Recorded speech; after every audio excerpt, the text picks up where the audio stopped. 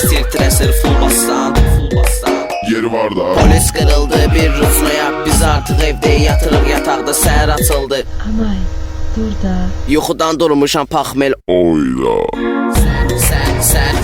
Səhər açıldı. Mən yenə var da həmişə kimi. Qızlar yanımda içki içirən VIP otaqda. Ney var kayıfdəyəm nə yaşadamaqda. Ürəyim sıxılır çıxdım barda. Mən artıq bezmişəm bar həyatından. Ölmək istəyirəm bezmişəm həyatdan. Maraqlı deyil mənə bar həyatı. Mən istəmirdim axı belə həyatı. Barın gəlmir mənə heç faydası. Şeytan qayda şeytan fitvası. Düz yol istədim faydası olmadı. Şot verməkdən cibidə pul qalmadı. Dostlar qızlar hamısı qırıldı. Dostuma yıxdım zəng çatmadı. Dərdim çəkmək hal qalmadı. Neyse bu dərdlər mənə bəsdir.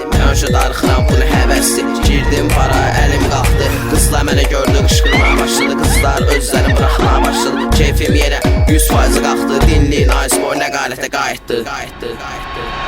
Pul var, pul varsa onda parlar. İçi dolu qız